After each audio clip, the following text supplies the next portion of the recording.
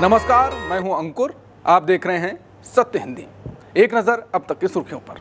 प्रधानमंत्री नरेंद्र मोदी शुक्रवार को अपनी 2 दिवसीय यात्रा पर मालदीव पहुंचे। हवाई अड्डे पर मालदीव के राष्ट्रपति मोहम्मद मुइज़्ज़ू ने पीएम मोदी का स्वागत किया। इसके बाद माले में दोनों देशों के प्रमुखों की उपस्थिति में प्रतिनिधिमंडल की वार्ता हुई और फिर दोनों ने संयुक्त रूप से प्रेस को संबोधित किया। पीएम मोदी ने कहा कि इस वर्ष भारत और मालदीव अपने राजनयिक संबंधों की 60वीं वर्षगांठ भी मना रहे हैं, लेकिन हमारे संबंधों की जड़ें इतिहास से भी पुरानी और समुद्र जितनी गहरी हैं। वहीं मालदीव के राष्ट्रपति मोहम्मद मुइज़्ज़ू ने कहा कि मुझे भारत और मालदीव के बीच मुक्त व्यापार समझौते पर बातचीत शुरू होने की घोषणा करते हुए खुशी हो रही है। ये ऐतिहासिक पल हमारी आर्थिक साझेदारी को मजबूत करने की दिशा में एक महत्वपूर्ण कदम है।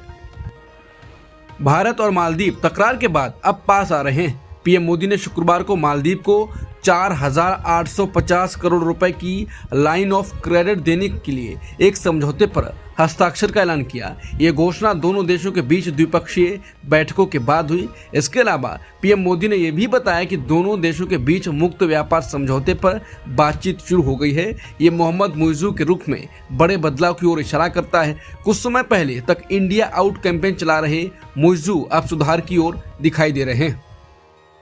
लोकसभा में नेता प्रतिपक्ष राहुल गांधी ने शुक्रवार को प्रधानमंत्री मोदी को सिर्फ दिखावा बताया और कहा कि उनमें कोई असलियत नहीं है। दिल्ली के तालकटोरा स्टेडियम में एक कार्यक्रम के दौरान राहुल गांधी ने कहा वो सिर्फ एक बड़ा शो है, उन्हें जितनी अहमियत दी जा रही है वो उतनी बड़ी चीज नहीं है। राहुल गांधी ने कहा कि उन्होंने पीएम मोदी से 2-3 बार मुलाकात की है और उनके साथ एक ही कमरे में बैठे हैं।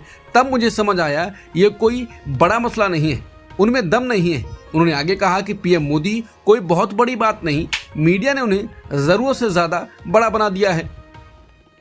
दिल्ली में कांग्रेस के भागीदारी न्याय सम्मेलन को लोकसभा में विपक्ष के नेता राहुल गांधी ने संबोधित किया। इस दौरान राहुल गांधी ने कहा कि मैं 2004 से राजनीति में हूं। जब मैं पीछे मुड़कर देखता हूं तो मुझे लगता है कि मैंने गलती की। मैंने ओबीसी की उस तरह रक्षा नहीं की जैसे मुझे करनी चाहिए थी। ऐसा इसलिए हुआ क्योंकि मैं उस समय आपके मुद्दों को गहराई से नहीं समझ पाया। उन्होंने कहा कि मुझे अफसोस है कि अगर मुझे आपके यानी ओबीसी के इतिहास, आपके मुद्दों के बारे में थोड़ा भी पता होता तो मैं उसी समय जाते जनगणना करा लेता।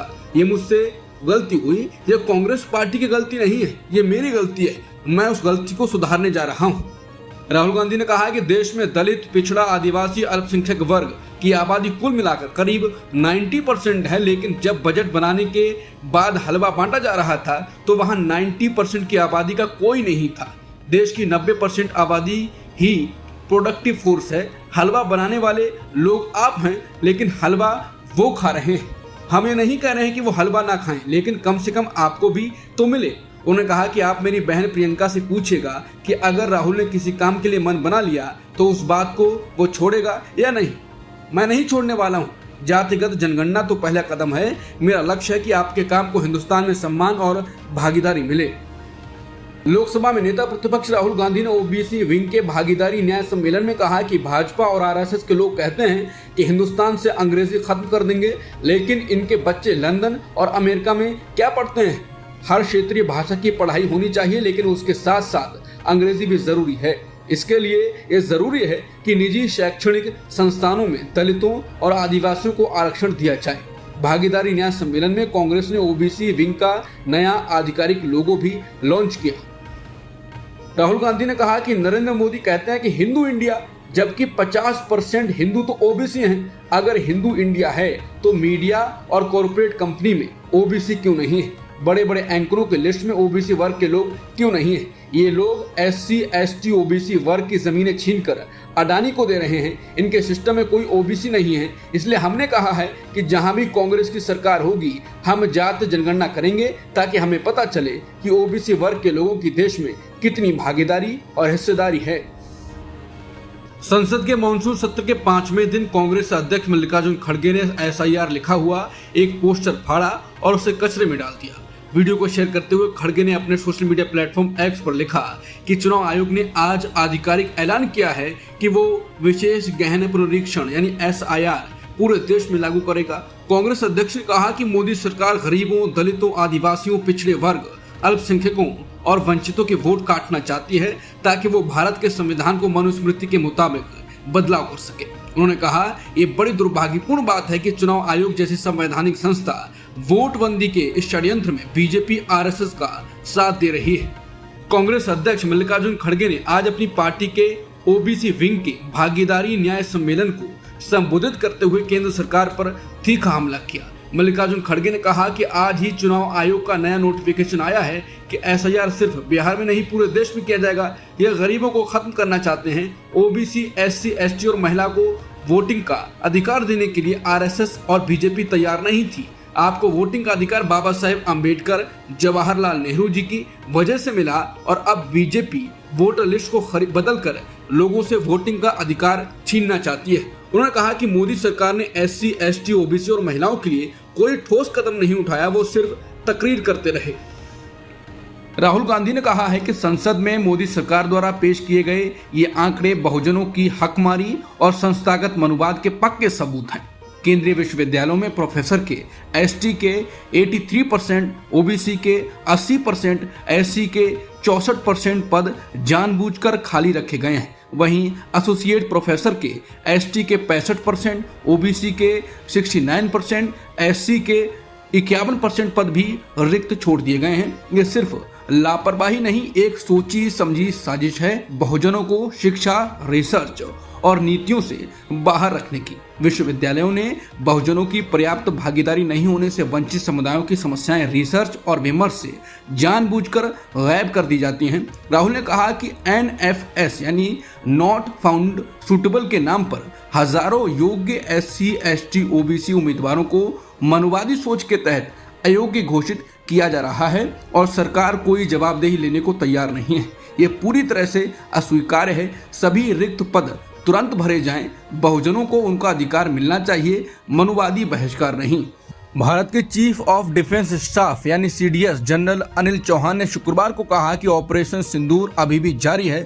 उन्होंने ये भी साफ किया कि देश की सेनाओं को हर समय साल के 365 दिन चौकन्ना और पूरी तरह तैयार रहना चाहिए। जनरल चौहान ने कहा कि युद्ध में दूसरा स्थान नहीं होता, या तो आप जीतते हैं या हार जाते हैं। इसलिए हर सैन्य बल को हर समय तैयार रहना चाहिए और ऑपरेशनल तैयारियों का स्तर बहुत ऊंचा होना चाहिए। उन्होंने बताया कि ऑपरेशन सिंदूर इसका एक उदाहरण है जो अभी भी चल रहा है। उन्होंने दोहराया कि हमारी तैयारियां 24 घंटे, 7 दिन और पूरे साल बहुत ऊंचे स्तर की होनी चाहिए। CDS ने कहा कि अब युद्ध का तरीका बदल रहा है। उन्होंने कहा कि भविष्य में हमें केवल हथियार चलाने वाले सैनिकों की जरूरत नहीं होगी, बल्कि हमें इंफॉर्मेशन वॉरियर्स, टेक्नोलॉजी वॉरियर्स और स्कॉलर वॉरियर्स की भी जरूरत होगी। उन्होंने बताया कि आने वाला सैनिक सिर्फ बंदूक चलाने वाला नहीं होगा, बल्कि उसे जानकारी, तकनीक और बुद्धिमत्ता, इन तीनों का मास्टर होना पड़ेगा। टीएमसी सांसद महुआ मोइत्रा ने यह सवाल करते हुए कि बिहार में 56 लाख अवैध वोटर कैसे आ गए, गृहमंत्री अमित शाह से इस्तीफे की मांग कर दी है। उन्होंने चुनाव आयोग की ओर से बिहार में जारी वोटर लिस्ट के एसआईआर पर तीखा हमला बोला। तृणमूल सांसद ने कहा कि सीमा संबंधी मसला केंद्रीय गृह मंत्रालय के अधीन आता है, इसलिए अगर 56 लाख अवैध घुसपैठिए आए हैं तो गृहमंत्री को अपने पद से इस्तीफा दे देना चाहिए। बता दें कि एसआईआर के मुद्दे पर संसद का मानसून सत्र ठीक से नहीं चल पा रहा है और विपक्ष सदन के अंदर और बाहर दोनों जगह हंगामा कर रहा है। भारतीय चुनाव आयोग ने बिहार में चल रही वोटर लिस्ट की विशेष गहन पुनरीक्षण यानी एसआईआर को लेकर बयान जारी किया। आयोग ने कहा कि बिहार के 7.23 करोड़ वोटर्स ने सक्रिय भागीदारी के साथ एसआईआर प्रक्रिया में पूर्ण विश्वास व्यक्त किया। इस पुनरीक्षण प्रक्रिया में अब तक 99.8% बिहार वोटर्स को कवर किया जा चुका है। चुनाव आयोग ने बताया कि 7.23 करोड़ मतदाताओं के फॉर्म प्राप्त हो चुके हैं और उन्हें डिजिटल कर दिया गया है। चुनाव आयोग ने बताया कि पुनरीक्षण दौरान 22 लाख ऐसे वोटर्स पाए गए जिनकी पहले ही मौत हो चुकी है। इसके अलावा 7 लाख लोग ऐसे थे जिनका 2 से अधिक जगहों पर वोट था। पुनरीक्षण के दौरान यह भी पाया गया कि 35 लाख वोटर ऐसे थे जो कि स्थायी रूप से पलायन कर चुके थे। चुनाव आयोग को अभी तक 1,20,000 लोगों का आवेदन नहीं मिला। बिहार के पूर्व मुख्यमंत्री राबड़ी देवी ने शुक्रवार को बड़ा आरोप लगाया है। उन्होंने कहा कि जेडीयू बीजेपी की सरकार ने मिलकर उनके बेटे तेजस्वी यादव की हत्या की साजिश रची है। यह आरोप उन्होंने पीटीआई को दिए एक वीडियो इंटरव्यू में किया। उन्होंने कहा कि जेडीयू बीजेपी की सरकार ने मिलकर उनके बेटे तेजस्वी यादव की हत्या की साजिश रची है। ये आरोप उन्होंने पीटीआई को दिए एक इंटरव्यू में लगाए। राबड़ी देवी ने कहा कि तेजस्वी यादव की जान लेने की कोशिश पहले भी 2, 3 या 4 बार हो चुकी है। जब पत्रकारों ने राबड़ी देवी से विधानसभा में एक दिन पहले हुई घटना के बारे में पूछा, जहां सत्ता पक्ष के कुछ विधायकों ने तेजस्वी यादव पर हमला करने की कोशिश की थी, तब राबड़ी देवी ने साफ कहा कि तेजस्वी की हत्या की कोशिश की जा रही है। बिहार में इतनी हत्याएं हो रही हैं तो एक और सही, और कौन करेगा ये साजिश? ये सब जेडीयू बीजेपी की साजिश है। वो चाहते हैं कि तेजस्वी को रास्ते से हटा दिया जाए ताकि चुनाव में वो उन्हें चुनौती ना दे सके। राबड़ी देवी ने यह भी बताया कि इससे पहले भी तेजस्वी यादव की जान को खतरा हुआ है। उन्होंने कहा कि 2, 3 या 4 बार तेजस्वी की जान लेने की कोशिश हो चुकी है। एक बार तो एक ट्रक ने उनकी गाड़ी को कुचलने की कोशिश की थी। राबड़ी देवी के इस बयान से बिहार की राजनीति में हड़कंप मच गया है। उन्होंने साफ तौर पर आरोप लगाया है कि सत्ता में बैठे लोग तेजस्वी को चुनावी मुकाबले से हटाने के लिए उनकी जान लेने तक की योजना बना रहे हैं। विदेश मंत्रालय ने गुरुवार को संसद में प्रधानमंत्री नरेंद्र मोदी के विदेश दौरों पर होने वाले खर्चे को लेकर जानकारी दी है। मंत्रालय के मुताबिक 2025 में अब तक प्रधानमंत्री नरेंद्र मोदी की 5 देशों की यात्रा पर भारत ने 67 करोड़ रुपए से ज्यादा खर्च किए हैं, जबकि 2021 से 2024 के बीच विदेश यात्राओं पर कुल 295 करोड़ रुपए से ज्यादा खर्च हुए। तृणमूल कांग्रेस नेता और राज्यसभा सांसद डेरेक ओब्रायन के एक सवाल के लिखित जवाब में विदेश मंत्रालय ने ये जानकारी दी है। विदेश मंत्रालय ने 2025 में अब तक की जिन यात्राओं का ब्यौरा दिया है, उनमें 5 देशों जिसमें फ्रांस, अमेरिका, थाईलैंड, श्रीलंका और सऊदी अरब के दौरे शामिल हैं। मंत्रालय का कहना है कि इस साल जिन बाकी 9 देशों की यात्राएं की गई हैं, उनके बिलों की प्रक्रिया अभी जारी है। हरियाणा के गुरुग्राम में कथित तौर पर अवैध घुसपैठियों के खिलाफ पुलिस की ताजा कार्रवाई ने बांग्ला भाषी समुदाय में डर का माहौल पैदा कर दिया है। इस अभियान के तहत कई बांग्ला भाषी लोगों को हिरासत में लिया गया है, जिसके चलते डर और अनिश्चितता के कारण सैकड़ों मजदूर अपने परिवारों के साथ पश्चिम बंगाल लौट रहे हैं। एक रिपोर्ट के अनुसार गुरुग्राम के सेक्टर 49 का बंगाली मार्केट अब खाली हो रहा है। यहाँ रहने वाले करीब 500 से ज्यादा बंगाली प्रवासी मजदूरों में से अधिकतर वापस जा चुके हैं। लोगों में दहशत जैसी है कि कुछ तो जल्दी से जल्दी भागने के लिए घर से पैसे मंगाकर फ्लाइट से बंगाल जा रहे हैं। ऐसी स्थिति में गुरुग्राम में सफाई, निर्माण और अन्य अनौपचारिक क्षेत्रों में काम करने वाले श्रमिकों की भारी कमी हो गई है। साथ ही कुछ मामलों में बांग्ला भाषी लोगों को बांग्लादेश भेजने की घटनाएं भी सामने आई हैं और इससे भी बांग्ला भाषी लोगों में तरह तरह की आशंकाएं पैदा हो रही हैं। इसी बीच गुरुग्राम में हाल की घटनाओं ने दहशत पैदा कर दी है। राजस्थान में झालावाड़ जिले के मनोहर थाना इलाके में शुक्रवार सुबह एक सरकारी स्कूल की छत गिरने से मौतों की संख्या बढ़कर 7 हो गई है। राजस्थान के शिक्षा मंत्री मदन दिलावर ने 3 मौतों की मौके पर ही मौत की पुष्टि की थी। इसके बाद गंभीर रूप से घायल 4 बच्चों की मौत उपचार के दौरान अस्पताल में हो गई। वहीं मोर्चरी के बाहर परिजन धरने पर बैठ गए हैं और मुआवजे की मांग की जा रही है। प्रशासन उन्हें समझाने का प्रयास कर रहा है।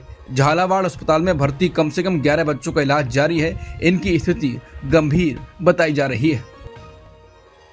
थाईलैंड ने शुक्रवार को कंबोडिया से सटी अपनी सीमा के 8 जिलों में मार्शल लॉ यानी सेना के सीधे नियंत्रण का ऐलान कर दिया है। इसकी वजह है दोनों देशों के बीच तोपों और मिसाइलों से हो रही भारी गोलीबारी, जो अब दूसरे दिन भी जारी रही।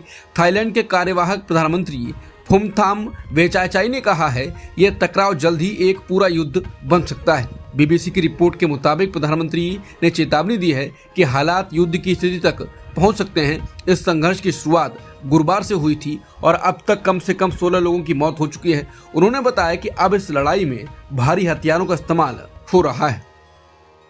कंबोडिया ने आरोप लगाया है कि थाईलैंड उसकी सीमा में बैन किए गए क्लस्टर बम का इस्तेमाल कर रहा है। ये बम एक साथ कई छोटे बम छोड़ते हैं और आम नागरिकों के लिए बेहद खतरनाक होते हैं। इस संघर्ष की वजह से अब तक 1 लाख से ज्यादा लोग बेघर हो चुके हैं। दोनों देश सेना तैनात कर रहे हैं, एक दूसरे को जवाबी कार्रवाई की धमकी दे रहे हैं और अंतर्राष्ट्रीय मीडिएशन को ठुकरा रहे हैं। इससे इस टकराव के एक बड़े क्षेत्रीय संकट में बदलने का खतरा बढ़ गया है। लड़ाई में छोटी बंदूकों, तोपों और मिसाइलों का इस्तेमाल हो रहा है। ये दोनों दक्षिण पूर्व एशियाई देशों के बीच पिछले 10 सालों में सबसे गंभीर संघर्ष माना जा रहा है। शुक्रवार को दोनों देशों ने 4 सीमावर्ती राज्यों में अतिरिक्त सेना भेजी और अपने फाइटर जेट्स को तैयार हालत में रखा। गुरुवार को थाईलैंड ने अपने F-16 लड़ाकू विमान भेजे थे, जिन्होंने कंबोडिया के 6 सैन्य ठिकानों पर हमला किया। जवाब में कंबोडिया ने थाईलैंड के कई सीमावर्ती कस्बों पर गोले बरसाए। फ्रांस के राष्ट्रपति इमैनुअल मैक्रों ने गुरुवार को ऐलान किया कि फ्रांस अब फिलिस्तीन को एक स्वतंत्र देश के रूप में मान्यता देगा। ये फैसला ऐसे समय में आया है जब गजा में भूख और तबाही को लेकर दुनिया भर में गुस्सा बढ़ता जा रहा है। राष्ट्रपति मैक्रों ने सोशल मीडिया प्लेटफॉर्म एक्स पर लिखा कि वो इस फैसले को सितंबर में होने वाली संयुक्त राष्ट्र महासभा में औपचारिक रूप से पेश करेंगे। उन्होंने कहा कि इस समय सबसे जरूरी बात यह है कि गजा में युद्ध तुरंत रुके और वहां की आम जनता की जान बचाई जाए। यह कदम अंतर्राष्ट्रीय राजनीति में एक बड़ा बदलाव माना जा रहा है और फिलिस्तीन को समर्थन देने वाले देशों की संख्या लगातार बढ़ रही है। अमेरिका ने फिलिस्तीन को लेकर फ्रांस के राष्ट्रपति इमैनुअल मैक्रों के फैसले को सख्ती से खारिज कर दिया है। उसका कहना है कि मैक्रों को यह फैसला सिर्फ हमास के प्रोपेगेंडा को बढ़ावा देता है। अमेरिका के विदेश मंत्री मार्को रूबियो ने सोशल मीडिया प्लेटफॉर्म एक्स पर लिखा, संयुक्त राष्ट्र महासभा में फिलिस्तीन को राष्ट्र का मान्यता देने की इमैनुअल मैक्रों की योजना को अमेरिका सख्ती से खारिज करता है। उन्होंने लिखा, ये गैर जिम्मेदाराना फैसला सिर्फ हमास के प्रोपेगेंडा को बढ़ावा देता है और ये अशांति बढ़ाएगा। इस 7 अक्टूबर के हमले के पीड़ितों के लिए एक तमाचे जैसा है।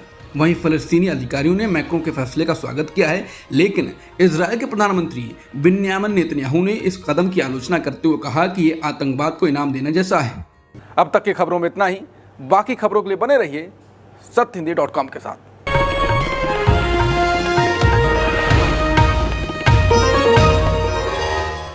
Copyright disclaimer under Section 107 of the Copyright Act 1976. Allowance is made for fair use for purposes such as criticism, comment, news reporting, scholarship, and research. Fair use is a use permitted by copyright statute that might otherwise be infringing.